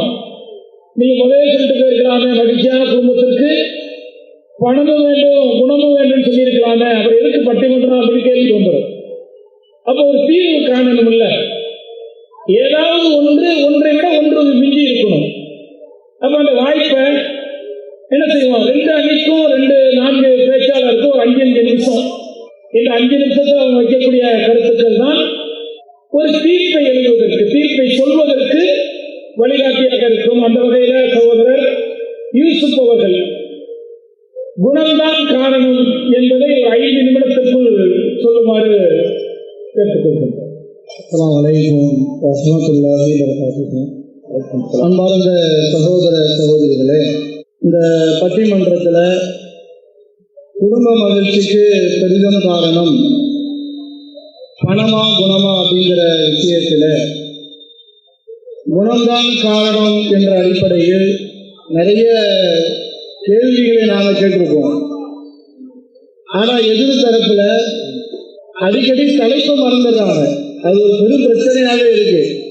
நடுவர் வேற தலைப்பு வேற எடுத்து கொடுக்குறாப்புல, பெரிதும் காரணம்தாங்க தலைப்பு, நீங்க மறந்துட்டு பேசுறீங்க. அதுல என்னன்னா மீண்டும் மீண்டும் என்ன சொல்றாங்கன்னா, நல்ல குணம் இருக்கு, பணம் இல்ல, மனைவி வச்சு வாழ்வாராங்க. யாரு பணம் வேணாம்னு சொன்னா, பணம் வேணும். வீட்டுக்கு போறோம்னா ஒரு ஏதோ ஒரு பண்டை வாங்கிட்டு அவங்க வீட்டுக்கு தேவையான பிள்ளைக்கு தேவையான பொருட்களை வாங்கிட்டு போகணும். ஆனா பொருளை கொடுத்துட்டு அன்பா பேசாம இருந்தா அந்த குடும்பத்துக்கு மகிழ்ச்சி இருக்குமா? அப்ப பணம் மட்டுமே தேவையில்லை. ஒரு குடும்பத்தினுடைய மகிழ்ச்சிக்கு பெரிதும் காரணம் பணம் மட்டுமே போதாது. அவங்க சான்றிதழ பேர்லாம் நிறைய வைக்கிறாங்களாம். ஒரு வெள்ளை பிஞ்சு விற்கிற ஒரு பாட்டி பாத்தீங்கன்னா, இது நம்ம வந்து சென்டிமெண்டா டெஸ்ட் பண்றது. நீங்க நம்ம எடுக்கப்படுவோம்ல, நீங்களும் பாட்டி விடல சென்டிமெண்டா டெஸ்ட் பண்றாங்க. சரி, வெள்ளை பிஞ்சு விற்கிற வியாபாரி அவருக்கு விற்று ஒரு 150 ரூபா கிடைச்சா சந்தோஷப்படுவாங்களா இல்லையா? 1000 ரூபா கிடைச்சா சந்தோஷப்படுவாங்களா? 2000 ரூபா கிடைச்சா சந்தோஷப்படுவாங்களா? போதும்னு மனம் யாருக்கும் இருந்தாலும் அந்த போதும் என்ற குணம் தான் அவங்களுக்கு மகிழ்ச்சி ஏற்படுத்தும். அந்த குணம் தான் பேசுது. குணம் இல்லைன்னா எவ்வளவு நாளும் பத்தாங்க. 1 லட்சம் ரூபாய் சம்பாதிக்கிறவங்களுக்கும் 10 லட்சம் சொல்றாங்க, 2 லட்சம் ரூபாய் சம்பாதிக்கிறவங்களுக்கும் 10 லட்சம் சொல்றாங்க. அப்ப போதும் என்ற மனம் கொண்டவர்களுக்கு அல்லாஹ் தன்மையிலும் கொண்டவர்களாக ஆக்குகிறான் என்று அல்லாஹ்வுடைய தூதர் சொல்றாங்க. பரக்கத்து வழங்கப்படுது. அப்ப போதும் என்ற குணம் அங்கேயும் தேவைப்படுது பார்க்கிறோம். அடுத்த ஆதாரம் சொல்றாங்களாம், ஒரு முதலாளிகிட்ட வேலை பார்க்கிறாரு. அந்த முதலாளி வேலை பார்த்துட்டு தொழிலாளிக்கு நீ நல்ல பிள்ளையா இருக்கப்பா, நல்ல வேலை பார்த்துக்கப்பா அப்படின்னு சொல்லிட்டா அந்த குணத்தை மட்டுமே வாங்கிட்டு வீட்டுக்கு போடுவாரா? என்ன கேள்வி! இந்த கேள்வி யோசிச்சு பாருங்க. அதே முதலாளி கடிதத்தை எரிஞ்சு விடுறாரு. அந்த முதலாளிகிட்ட வேலை பார்ப்பாரா? முதலாளி நல்லா கேட்கறீங்க, சாப்பிட்டாங்க ஆளுங்க, பண்பா பேசுவாருங்க அப்படி இருந்தாருன்னா 1 மாசம் கூட வேலை பார்ப்போம். பணம் எல்லாம் கொடுக்க மாட்டாருங்க. அதே நேரத்துல பள்ளிக்கூடத்துல படிக்கிற மாணவனே ஆசிரியர் மாணவர் அடிச்சா போறதில்லை, எப்ப பார்த்தாலும் அடிக்கிறாருன்னா அப்ப அங்கு கூட பண்பு தேவைப்படுது. நடுவர்களே, ஒரு குடும்பம் மகிழ்ச்சி இழப்பதற்கு காரணம் இந்த பணம் தான். ஒரு அண்ணன் தம்பி இருக்குங்க, தம்பியோடதான் படைச்சான்னு சொல்லுவாங்க. தம்பி ஒரு சப்போர்ட். அந்த தம்பி கூட அண்ணன் தம்பி பிரச்சனை கூட வருது. சொத்து பிரிவுன்னு வரும்போது புரிஞ்சு வர்றாங்க. பணத்தாளர்கள் சொத்து பிரிவு, பணத்தாளர்கள் குடும்பத்தினுடைய மகிழ்ச்சி எடுத்து சமுதாயத்தில் இன்றைக்கு வரதட்சணை பெருக்கத்தில் இறக்கி வரதட்சணையால திருப்பூர்ல ஒரு பெண்மணி கற்பனை செய்து கொண்டு இறந்து போறான். அந்த பெண்மணி எல்லாம் இறந்து போறாங்க. வரதட்சணை டாக்டர் வரதட்சணை சேர்த்து உருவப்படுத்துறாங்க. பண ஆசை, பணத்தின் ஆசையாலதான் ஒரு பெண் இறந்து போனாங்க. அதை அல்லாஹ்வுடைய தூதர் சொல்றாங்க, ஒரு பெண் 4 காரணங்களுக்காக திருமணம் முடிக்கப்படுகிறார். அதுல மாறுபடுகிற பெண்ணை நீங்கள் தேர்வு செய்கிறீர்கள். அப்படியே மாறுபடுகிற பெண்ணை ஒரு தேர்வு செய்தால் அந்த குணம் அந்த குடும்பத்தில் மகிழ்ச்சி ஏற்படுத்துகிறது. அடுத்தவர்கள் இந்தியா ஒரு கருத்தை சொல்லிக்கிறோம். கருத்து சொல்லுடைய காலத்துல அவங்களதான் உணவு செய்யும். இவங்க வீட்டுக்கு விருந்து வராங்க. இவங்களுக்கு உணவு இல்லை. ஆனா கணவர் அழைச்சு வந்தார். இப்ப அந்த குடும்பத்தில் என்ன நடக்குது? கணவர் அழைச்சு வந்தாருன்னு சொல்லிட்டு வந்த விருந்தினரை கண்ணியப்படுத்தி அனுப்புறாங்க. பணம் இருந்தாலும் தர்மம் செய்கிற குணம் இருக்குல்ல, பணம் இருக்கிறவங்களெல்லாம் அந்த குணம் இருக்குதா? நல்ல தர்மம் செய்கிற எண்ணம் இருந்தால்தான் தர்மம் செய்கிற எண்ணமே வரும். அப்போ ஒரு சமுதாயத்தில் ஒரு குடும்பத்தில் மகிழ்ச்சி ஏற்பட வேண்டும் என்று சொன்னால் அதற்கு குணம்தான் அவசியம் என்பதை, குணம்தான் என்பதை எங்களுடைய தரப்புக்கு சாதகமாக நல்லவர்கள் தீர்ப்பு வர வேண்டும் என்று எங்களுடைய கருத்தை நாங்கள் மீண்டும் நாங்கள் வலியுறுத்தி வைத்துக் கொள்வோம். கருத்தை வைத்து சொல்லுவோம். எதிரணியின் சார்பாக நமக்கு மறுப்பு கொடுக்கிறார் என்ற பேர்ல பல சமாளிப்புகளை அவங்க செஞ்சிருக்கிறாங்க. நிறைய உதாரணங்கள்லாம் பதில் கொடுத்தாங்க. வெள்ளரி பிஞ்சு விற்கிற பாட்டி அம்மா பாட்டியும் போக 150 ரூபாய் வச்சு அவங்க வருமானம் வரும்னு சொன்னா மகிழ்ச்சி அடைகிறாங்கன்னு நான் சொன்னேன். அவங்க போதுமென்ற மனம் படைச்சதுனால மகிழ்ச்சி அடைஞ்சாங்க அப்படின்றாங்க.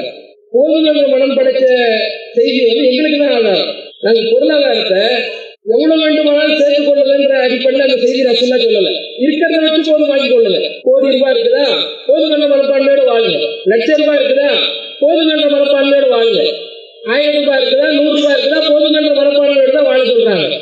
பணத்துக்கு எதிரானது இல்லை அந்த செய்தி. அதனால வெள்ளரி பிஞ்சு பாட்டியம்மா மகிழ்ச்சி அடைவது பணத்துக்காக தான் சொல்லிடுறேன். அதுக்கப்புறம் முதலாளி இடத்துல குணத்தை மட்டும் தொழிலாளி வாங்கிட்டு போவானா அப்படின்ற விஷயத்தை கிண்டல் பண்ணாப்புல. எந்த ஊர்ல முதலாளி வேலைக்காரர்கள் பாராட்டியிருக்காங்க? உலகத்துல எங்கேயாவது வேலை செய்யக்கூடிய வேலைக்காரர்கள் முதலாளி தங்கம் அப்படின்னு சொல்றதுலாம் 100ல் 2 இருக்கும். 98 பேர் கொடுமைப்படுத்தக்கூடிய கீழே தான் இருக்கிறோம். ஏன் அப்படின்னு கேட்டா, மனைவிக்கு அப்பா அம்மா சம்பாதிச்சு கொடுக்கணும், இதுதான் கொடுமையை அனுபவிச்சு கொண்டா சம்பாதிக்க போயிட்டு இருக்கிறோம். அதனால பொருளாதாரத்துக்காக எவ்வளவு ஒரு சங்கடங்களை அவமானங்களை அந்த தொழிலாளி சந்திக்கிறான்றத நான் 2வது சொல்றேன். இந்த அபூதல்ஹான்னு நான் சொன்னா அவர் தர்மம் கொடுத்தாரு. பரவாயில்ல, அபூதல்ஹான்னு சொன்ன உடனே உங்களுக்கு என்ன ஞாபகம் வரும்? நடுவர்களே, பைருஹான்னு டோட்டல் ஞாபகம் வரும். எங்க நாங்க சொல்லிட போன அவசரம் ஓடி வந்து அதை சொல்றாப்புல சொல்லி அவங்க நண்பர் வாங்க பார்க்கிறாங்க.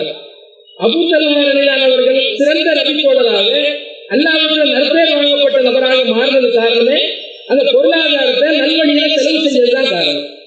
அப்ப இந்த மாதிரி ஏராளமான உதாரணம். அபூ தஹ்தான் ஒரு சஹாபி இருந்தார். அவர் என்ன செஞ்சாருன்னா, ஒரு மரத்தை விலைக்கு வாங்குறதுக்கு தோட்டத்தை கொடுத்து ஒரு மரத்தை விலைக்கு வாங்கி சொர்க்கத்தை உடைய நபரா மாறினார் அபூ தஹ்தான். பொருளாதாரம் என்ன செய்யணும்னு கேட்டா அவங்கள சொர்க்கவாதிகளா மாற்று. மார்க்கத்துல கடமை பாருங்க. ஜகாத்னு ஒரு கடமை இருக்கு, சதகா என்ற ஆர்வம் ஊட்டப்பட்ட அறிவுரைகள் இருக்கிறது, குர்பானி என்ற ஒரு வணக்கம் இருக்கிறது, அகீகா என்ற ஒரு வணக்கம் இருக்கிறது. மார்க்கத்தில் உள்ள பெரும்பாலான கடமைகள் பொருளாதாரத்தை சார்ந்ததுதான். பொருளாதாரம் இருக்கக்கூடிய நபர்கள் தான் நன்மை அடைய முடியும். இந்த சுபானல்லாஹ் அல்லாஹ் 33 தடவை சொல்லக்கூடிய கடமையான தொழுகைக்கு பிறகு சொல்லப்படக்கூடிய செய்தியில கூட ஏழை சகாபாக்கள் என்ன முறைவாங்க, பணக்கார சகாபாக்கள் நன்மை அடைவது போல நாங்கள் நன்மை அடைய முடியலையே என்று ஏற்கக்கூடிய செய்தியெல்லாம் பார்க்கிறோம். அதே மாதிரியே இங்க இருக்கக்கூடிய நிறைய பேருடைய கனவு என்ன? ஒவ்வொருத்தருடைய ஆண்மகளுடைய கனவு ஒரு சொந்த வீடு வாங்கணும் கனவு இருக்கா இல்லையா? எந்த ஆண்மகளால் இந்த விதிவிலக்கு நீங்க தமிழ்நாட்டில் காட்ட முடியுமா? சொந்த வீடு வாங்கணும் எல்லாருமே ஆசைப்படுறாங்க.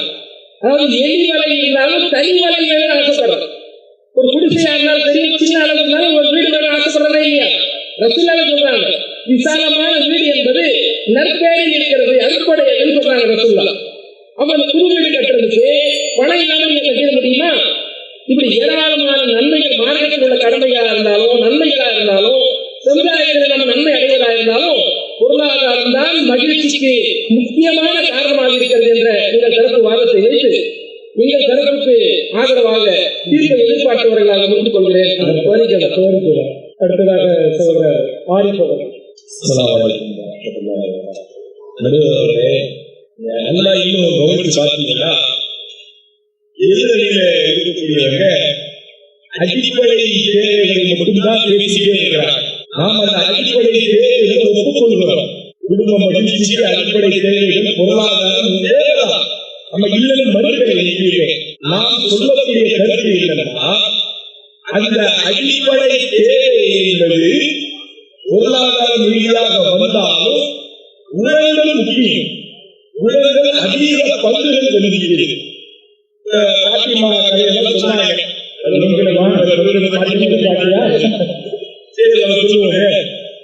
பாத்திமா விஷயத்துல சொல்றாங்கல்ல, நீங்க இன்னும் கொஞ்சம் ஆழமா யோசிச்சு பாருங்க. ஒரு பெற்றோர்களுக்கு மிகப்பெரிய மகிழ்ச்சி எது கிடைக்கும்னா தன்னுடைய பிள்ளை தனக்காக ஏழைகளை ஒதுக்குறான் அப்படிங்கிறது ஒரு மகிழ்ச்சி அடைவாங்க. கொரோனாவுடைய காலகட்டத்துல பார்க்க முடியும். செல்வ முடியவர்கள் செல்வந்தர்கள் நான் உங்களுக்கு லட்சம் ரூபாய் கூட கொடுக்கிறேன், கோடி ரூபாய் கூட கொடுக்கிறேன், எங்க அம்மா அப்பா நீங்களே அடக்கம் பண்ணிக்கிறீங்களா? வரல. எவ்வளவு மோசமா நினைப்பாருங்க. யோசிச்சு பாருங்க. நான் வந்து ஏன் வந்தா கொடுத்து ஒட்டிக்கும். நீங்க பாருங்க சொல்லி தாய் தகப்பனுக்கு இறுதியாக செய்யக்கூடிய இறுதி கடவுளுக்கு கடவுளுக்கு முடியாத சூழலுக்கு தள்ளி போறான். யோசிச்சு பாருங்க. தாய் தந்தையின் அதிக பாசம் உடையவர்கள் நம்மளால் பார்க்க முடியாது. கொரோனா காலகட்டத்துல அவர்கள் கொரோனாவால் பாதிக்கப்பட்டிருந்தாலும் அவங்க பாசத்தை வெளிப்படுத்தக்கூடிய வேலையில பார்க்கறது. நீங்க அம்மா எப்படி பார்த்துக்கிட்டாங்க தெரியுமா? எனக்காக அவங்க பட்ட கஷ்டங்கள் என்னன்னு தெரியுமா? அவங்களுடைய குணம் எப்படிப்பட்டது தெரியுமா? அப்படின்னு சொல்லி எல்லா இடத்திலையும் அந்த குணத்தைதான் கொடுத்துருவாங்க. இன்னும் நீங்க மார்க்கத்தில் எடுத்து பார்க்கலாம். ரசூலுல்லாஹ் சொல்லி காட்டுறாங்க, அதீன் நசியா மார்க்கம் என்பது பிறநலன் நாடுகள். பிறநலன் நாடுகள் என்பது குணத்தை சார்ந்தது, பணத்தை சார்ந்தது இல்லையே. ரசூலுல்லாஹ் சொல்லும்போது இஸ்லாமே பிறநலன் நாடுகள், பிறநலன் நாடுகள் குணத்தை சார்ந்தது. ஆங்கிலத்தில் ஒரு அற்புதமான ஒரு வழிகளை சொல்லுவாங்க.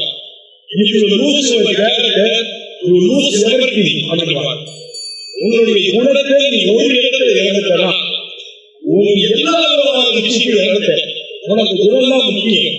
நீங்க மருத்துவ விஷயம் எடுத்துப்பாங்க, தர்மபுரியில நண்பனாங்க, தர்மபுரி விஷயம் எடுத்துட்டாங்க. உலக பெருமைக்காக தர்மபுரிச்சா மருந்து நன்மை கிடைக்குமா? கஷ்டப்படி போய் நடக்க போனது பற்றி விடுறாங்க. குணத்தோடு பணம் சேர்ந்தால்தான் அந்த பணத்திற்காக நன்மை கிடைக்கும். அந்த குணத்தோடு சேர்ந்து தானங்கள் இருந்தால்தான் அந்த தானத்திற்காக நன்மை கிடைக்கும் என்பதை இந்த இடத்துல நம்ம இன்னும் ஆழமாக சொல்லிக்கிறோம். இன்னும் இந்த ஹதீஸ் சொன்னாங்க. அந்த ஹதீஸை எடுத்து பார்த்தாலும் அறிவிக்கக்கூடிய ராவிகள் செல்வங்களா பார்க்கவில்லை, அவங்க குணத்தை தான் பார்க்கிறாங்க. போய் சொல்றாரா, உண்மையை சொல்றாரா, மனசு சொல்றாரா, பிரித்து சொல்றாரா, இது ஹதீஸுடைய ஒட்டுமொத்த பேஸ் என்ன இருக்குன்னா குணத்துலதான் இருக்கு. அந்த குணத்தின் மூலமாக வரக்கூடிய ஹதீஸ்களை எழுதினால் குடும்பத்தில் இருக்கக்கூடிய நபிமொழிகளை நபிமொழிகளை நம்மால் பின்பற்ற முடிகிறது. குடும்பத்திற்கு நபிகளை பேர முடிகிறது. அது நமக்கு குடும்பத்தில் மகிழ்ச்சியாக அமைக்கிறது என்று சொல்லிட்டு அவருடைய கருத்துக்களை பதிவு செய்கிறோம். எங்களுடைய இறுதி விவாதம்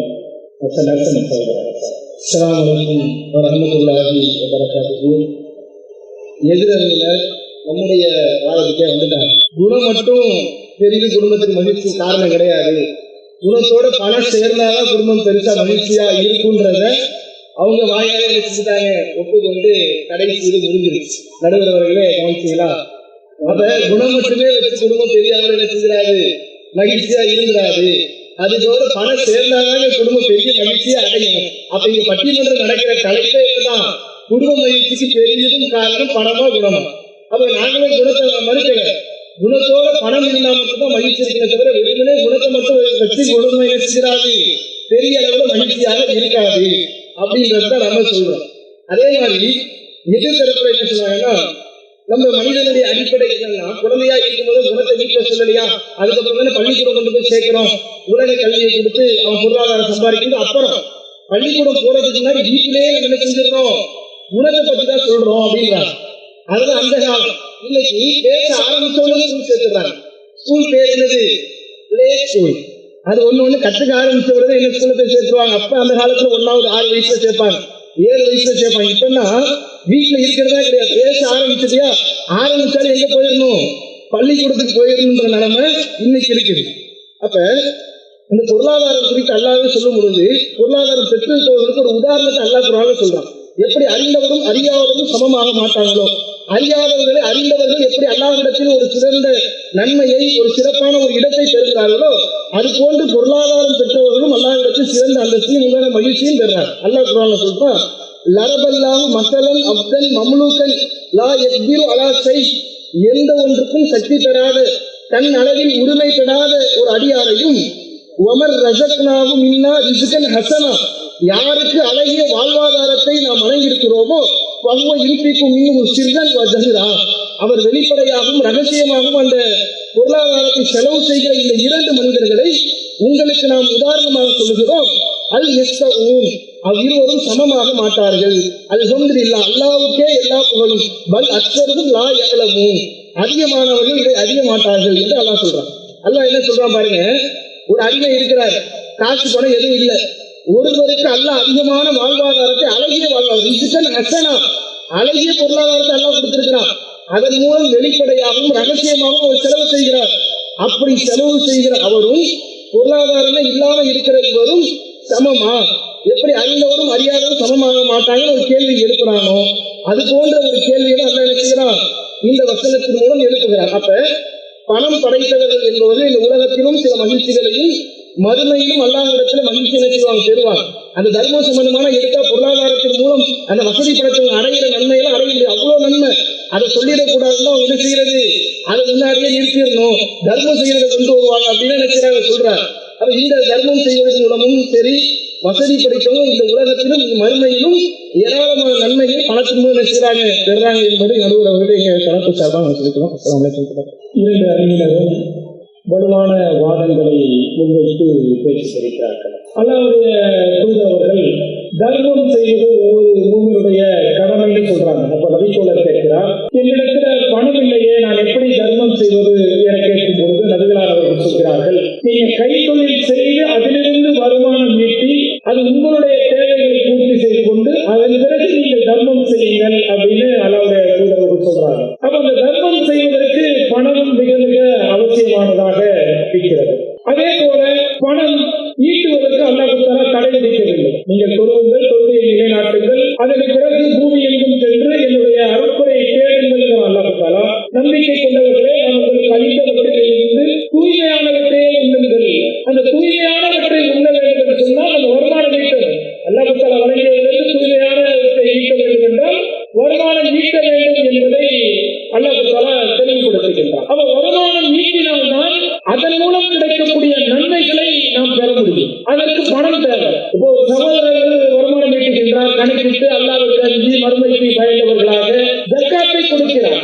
அந்த ஜக்காத் கொடுப்பதற்கு பணம் தேவை. ஆனால் அந்த பணம், அந்த கொடுக்கக்கூடிய ஜக்காத் தொகை எத்தனைக்கு பயனுள்ளதாக இருக்கிறது? ஒரு வறுமையில் இருக்கக்கூடிய, ஏழையாக இருக்கக்கூடிய, துன்பத்தில் பரிதவிக்கக்கூடியவருக்கு நாம் கொடுக்கக்கூடிய ஜக்காத் அவருக்கு அவருடைய அந்த துயரத்தில் இருந்து நீங்குவதற்கு காரணமாக இருக்கிறது. அப்ப நம்ம வருமானம் ஈட்டினால்தான் அந்த ஜக்காத்து தொகையை வைத்துக் கொண்டு அவர்கள் முன்னேற்றத்திற்கு நாம் ஒரு பகுதி உதவ முடிகிறது. அப்ப அதுக்கு பணம் தேவை என்பது மாற்று கருத்து இல்லை. அதே போல ஒவ்வொரு குழுவினுடைய பேராசை என்னவாக இருக்கும் என்று சொன்னால், எப்படியாவது வருமானம் ஈட்டணும், அல்லாஹ்வுடைய அந்த முதல் ஆலயமான காபாவுக்கு சென்று வணக்க வழிபாடுகள் செய்ய வேண்டும், ஹஜ் செல்லணும், அதற்கு வாய்ப்பு இல்லையா, உம்ராவது ஒரு நம்முடைய வாழ்க்கையில் ஒரு முறை செஞ்சு விட வேண்டும் என்கின்ற ஆவல் இருக்கிறது. அப்ப அந்த ஆசையை நிறைவேற்ற வேண்டும் என்று சொன்னால் அதற்கு பணம் தேவை. நம்ம உம்ரா செய்யும் பொழுதோ அல்லது ஹஜ் செய்யும் பொழுதோ அல்லது ஜக்காத்து கொடுக்கும் பொழுதோ நம்முடைய குடும்பம் அடையக்கூடிய மகிழ்ச்சி இருக்கிறது. அது மிக உயர்ந்த மகிழ்ச்சி. அல்லாஹ் ஒன்றை கடமையாக்கி இருக்கின்றார். அதை நிறைவேற்றும் பொழுது நமக்கு கிடைக்கக்கூடிய மகிழ்ச்சி என்பது மிக உயர்ந்தது. அதில் மாற்றுகிறதே கிடையாது. அதனால செல்வங்களாக இருந்த அபூ தல்ஹா அவர்கள் வைபகா என்கின்ற தோட்டத்தை அல்லாஹ் அல்லாஹ் கொடுக்க சொல்கின்றார், உடனடியாக கொடுத்து விட்டார். அது இருந்ததால கொடுக்க முடிஞ்சிச்சு. அப்ப பணம் என்பது இன்றியமையாத ஒன்று, அதுல மாற்று கருத்தே கிடையாது. ஆனா இந்த பணம் மட்டும்தான் ஒரு மனிதனுடைய வாழ்வை நிர்ணயம் செய்கிறதா, வெற்றி தோல்வி என்பதை நிர்ணயம் செய்கிறதா என்று சொன்னால் நிச்சயமாக கிடையாது. நல்ல குணம் இருக்கக்கூடிய வீடுகளை பாருங்க, அன்பு இருக்கும், பாசம் இருக்கும், பரிவு இருக்கும், மரியாதை இருக்கும், ஒருவரை ஒருவர் புரிந்து கொள்ளக்கூடிய அந்த குணநலன்கள் இருக்கு. அப்போ நல்ல குடும்பத்திற்கு, நல்ல மகிழ்ச்சியான குடும்பத்திற்கு குணம் தேவை என்பதை நாம் பார்க்க வேண்டும். பணம் ஒரு கட்டத்தில் தேவைதான். ஆனா பணம் இல்லாவிட்டாலும் குணம் இருக்கும் பொழுது அன்பு கிடைக்கிறது, பாசம் கிடைக்கிறது, நேசம் கிடைக்கிறது, ஒருவரை ஒருவரை புரிந்து கொள்ளக்கூடிய ஒரு நிலை உருவாகிறது என்று சொன்னால் அதற்கு குணம் தானே காரணம். அப்ப இதற்கு நம்ம யாரை முன்னுதாரணமா எடுக்கலாம்னா நபிகளாருடைய வாழ்க்கையை முன்னுதாரணமாக எடுக்கலாம். இல்லற வாழ்க்கையை ஈடுபட்டு அவருடைய தூதருடைய அன்பை பெரிதும் பெற்றவரான அன்னை ஆயிஷா அவர்கள் அறிவிக்கிறார்கள், நாங்கள் பிறை பார்ப்போம், மீண்டும் பிறை பார்ப்போம், மீண்டும் பிறை பார்ப்போம், 2 மாதத்தில் 3 பிறைகளை பார்த்து விடுவோம். அதனால் வரை எங்களுடைய இல்லங்களில், எங்களுடைய வீடுகளில் அடுப்பு எரிக்கப்பட்டிருக்காது, அடுப்பே எரிக்கப்பட்டிருக்காதாம், அடுப்பே கொளுத்தப்பட்டிருக்காது என்று சொன்னால் அங்கு வறுமை இருந்தது. ஆனால் அவர்களிடத்தில் அன்பில் ஏதாவது குறை இருந்துச்சா, மகிழ்ச்சியில் ஏதாவது குறை இருந்துச்சா? கிடையாது. அல்லாஹ்வுடைய தூதர் அவர்கள் சல்லடையால் சலித்த கோதுமையை வெள்ளை ரொட்டியை சாப்பிட்டதாக அறியவே முடியாது என்கின்ற ஹதீஸை நிறைய கேள்விப்பட்டிருக்கின்றோம். பல மாதங்கள் அல்லாஹ்வுடைய தூதருடைய இல்லங்களில் அடுப்பு ஏற்றப்படாமல், உணவு சமைக்கப்படாமல் இருந்தது. ஆனால் அந்த இடத்தில் அன்பு குறைந்ததா, மகிழ்ச்சி குறைந்ததா என்றால் மகிழ்ச்சி குறையவே இல்லை. அன்னை ஆயிஷா அவர்கள் சொல்கிறார்கள், ஆட்டுக்கால் 15 நாட்களாக இருக்கும். குர்பானி கொடுத்த ஆட்டுக்காலை நாங்கள் 15 நாட்களுக்கு பிறகு அந்த ஆட்டுக்காலை நாங்கள் சாப்பிட்டு இருக்கிறோம் என்று சொன்னால் எந்த அளவிற்கு வறுமை இருந்திருக்கும். அப்ப வறுமை எந்த அளவிற்கு அந்த இல்லத்தில் இருந்திருந்தாலும் அந்த குணம் ஏதாவது குறைஞ்சிச்சா? அல்லாஹ்வுடைய தூதருடைய இறுதி நாட்களை நீங்கள் புரட்டி பாருங்கள். நபிகளார் அவர்கள் தலைவரையினால் பாதிக்கப்படுகிறார்கள். தன்னுடைய மனைவியிடத்தில் கேட்கிறார்கள், அன்னை ஆயிஷா அவர்களுடைய இல்லத்தில் இருக்க விரும்புகின்றேன், நீங்கள் அனுமதி கொடுங்கள் கேட்கிறார்கள். அவர்கள் எல்லா மனைவியிடத்திலும் ஒரு நல்ல குணம் இருந்தது. அல்லாஹ்வுடைய தூதர் அவர்கள் நோயினால் பாதிக்கப்பட்டிருக்கிறார்கள். அன்னை ஆயிஷா அவர்களிடத்தில் இருப்பதற்கு அனுமதி கேட்கிறார்கள். அவர்களுக்கு அனுமதி கொடுக்கலாமே என்கின்ற நல்ல குணம் இருந்ததால் தான் அன்னை ஆயிஷா அவர்கள் வீட்டில் மற்ற மனைவிகள் எல்லாம் தங்குவதற்கு அனுமதி கொடுக்கிறார். அப்ப அந்த இடத்துல என்ன இருந்துச்சு? காசு பார்க்கப்பட்டுச்சா? வறுமைதான் இருந்தது. ஒரு தோழர் வந்து கேட்கிறார், அல்லாஹ்வின் தூதரை சாப்பிட ஏதாவது இருக்கிறான்னு கேட்கிறாரு. அல்லாஹ்வுடைய தூதர் அவர்கள் அன்னை ஆயிஷா அவர்கள் கேட்கிறார், வீட்டில் ஏதாவது சாப்பிட இருக்குமா என்று. ஒன்றுமில்லை என்கிறார்கள். அவர் மற்றொரு மனைவியிடத்தில் கேட்கிறார்கள், அங்கு ஒன்றுமில்லை. அவர் இன்னொரு மனைவியிடத்தில் கேட்கிறார்கள், அங்கு ஒன்றுமில்லை. இப்படி மனைவியிடத்திலாம் கேட்கப்பட்டு ஒன்றுமே இல்லாத பொழுது நபிகளார் அந்த தோழரிடத்தில் சொல்கிறார், தோழரே என்னிடத்தில் தண்ணீரை தவிர ஒன்றுமே இல்லையார். அவங்க அடிப்படையை என்ன பார்க்கிறோம் அப்படின்னா, அல்லாஹ்வுடைய தூதருடைய அந்த இல்லங்களில் இன்றைக்கு நம்ம அடிப்படை தேவையான செல்வம் இருக்கிறது. அந்த செல்வம் கூட இல்லாத நிலையில் தான் நபிகளாருடைய வாழ்க்கை இருந்திருக்கிறது. அதனாலதான் எல்லா மனிதர்களும் ஒன்றுமே இல்லாத இல்லை என்று சொல்லும் பொழுது தண்ணீர் மட்டும்தான் இருக்கிறது என்று சொன்னால் அல்லாஹ்வுடைய தூதருடைய வாழ்க்கை எந்த அளவிற்கு வறுமையில் இருந்திருக்கும் என்பதை நாம் பார்க்க வேண்டும். உலக மக்களுக்கெல்லாம் ஒளி விளக்கை ஏற்றி அல்லாஹ்வுடைய தூதர் அவர்களுடைய இல்லத்தில் விளக்கை ஏற்றுவதற்கு எண்ணெய் இல்லை என்று சொன்னால் எந்த அளவிற்கு அங்கு வறுமை தாண்டவம் ஆடி இருக்கும். சிந்தித்து பாருங்கள், எந்த அளவிற்கு அங்கு வறுமை உச்சத்தில் இருந்திருக்கும். அப்படிப்பட்ட இல்லத்தில் தான் நபிகளார் அவர்களுடைய இறுதி நிலை இருக்கிறது. அன்னை ஆயிஷா அவர்களுடைய மடியை படுத்து கிடக்கிறார். அல்லாஹ்வுடைய தூதர் அவர்கள் ஏதோ சைகையை காட்ட அன்னை ஆயிஷா அவர்கள் உணர்ந்து கொண்டு அந்த விசுவாஸ் என்ற குச்சியை தன்னுடைய பல்லால் கடித்து மென்று அல்லாஹ்வுடைய தூதரிடத்தில் கொடுக்கிறார். அல்லாஹ்வுடைய தூதர் அவர்கள் அதை ஆகி கல்குலக்கினார் என்ற செய்தியை பார்க்கும்போது அன்னை ஆயிஷா அவர்கள் சொல்கிறார்கள், அந்த இறுதி நிமிடத்தில் என்னுடைய உடல் நேரையும் அல்லாஹ்வுடைய தூதருடைய உடல் நேரையும் சேர்த்து வைத்தானே அல்லாஹ், அல்லாஹ்வுக்கு என்னுடைய புகழ் என்று சொல்கிறார்கள். அந்த நேரத்தில் அன்னை ஆயிஷா அவர்கள் வருமானமோ பணமோ அங்கு ஒரு தடையா இருந்ததா? அந்த மகிழ்ச்சி இருந்தது. அந்த மகிழ்ச்சிக்கு ஒரு அடிப்படை என்று சொல்கின்றார். அந்த பணம் கூட அந்த காரணம் இல்லை என்று சொன்னால் எப்படிப்பட்ட நிலைமை என்பதை நீங்கள் சிந்தித்து பார்க்க வேண்டும். அப்ப பணம் மட்டும்தான் ஒரு மகிழ்ச்சியான குடும்பத்திற்கு காரணமா என்று சொன்னால் நிச்சயமாக கிடையாது. பணம் என்பது நம்முடைய தேவைகளை ஓரளவு நிறைவுபடுத்துகிறது. குணம் மட்டும்தான் நம்முடைய வாழ்க்கையில் பிறந்தது முதல் மரணிக்கிற வரை குணம் மட்டும்தான் நம்மை சிறந்த இடத்தில் வைத்திருக்கிறது என்பதை உணர்ந்து இந்த பட்டிமன்றத்தின் தீர்ப்பாக மகிழ்ச்சியான குடும்பத்திற்கு குணமே காரணம், குணமே காரணம், குணமே காரணம் என்று கூறி இந்த பட்டிமன்றத்தை நிறைவு செய்கின்றேன். வாய்த்தவனால் அஸ்ஸலாமு அலைக்கும் வரஹ்மத்துல்லாஹி வபரகாத்துஹு. الله أكبر الله أكبر.